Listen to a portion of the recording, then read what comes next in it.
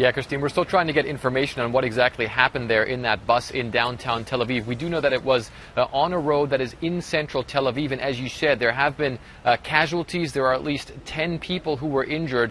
The earliest reports that we're getting, and this is from various Israeli media outlets, is that 3 people were moderately to more severely wounded, and 7 people were more lightly injured. And we also know, as you said, that they are being tended to there on the scene. However, there appears to be the fear that there might be secondary explosions, that someone might have detonated or deposited some other form of explosive in the area. So that is certainly something that is being checked out there by bomb disposal and by EOD squads as well.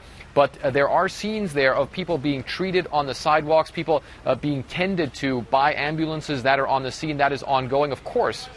The entire area there is cordoned off, and if you look at the bus from the live pictures that we're getting, you can see that the windows, at least some of them, have been blown out. The front window is badly damaged, so you can see that there must have been a terrible scene inside that bus when those explosives went off. It's not entirely clear what sort of explosive this off, whether this was some sort of suicide bomb or whether it was a bomb that was deposited. We are still waiting for that information to come through. It's still very early in the game, but certainly this is something that really changes a lot here on the ground. There have been people here in Israel who have been very fearful of possible attacks on buses, on civilian infrastructure. Of course, Tel Aviv has been fairly calm, however, has also had to deal with rocket attacks as well. There was a rocket that hit the outskirts of Tel Aviv just yesterday that caused severe damage there to a civilian house. But now it appears as though a new level there as a bus attacked with an explosive device. Christine. And Fred, you've got a night again of more violence and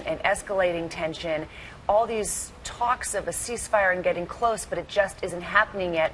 What are people telling you about, I guess, just about the fear now with a new bus attack? You know, what does this do for talks and hopes of a ceasefire in Israel?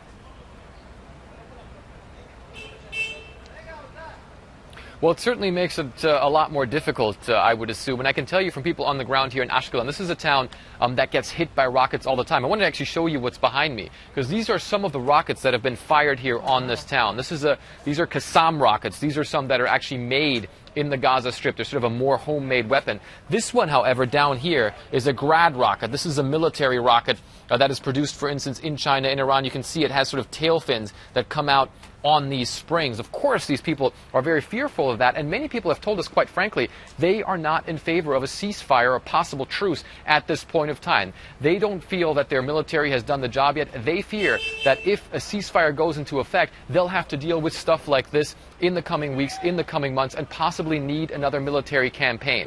There have been sort of smaller protests against a possible ceasefire already, and people are just telling us they feel that more needs to be done. They don't want the truce to happen. That is not everybody's opinion. There's a lot of people who just want the situation here to end, who want peace and quiet, who want the rocket attacks here to end. And I can tell you from earlier today, we've already had to go into shelters 6 times just this morning here in Ashkelon because of rocket attacks. Most of those were picked off by a missile defense system. Some of them, however, also hit the ground. Christine.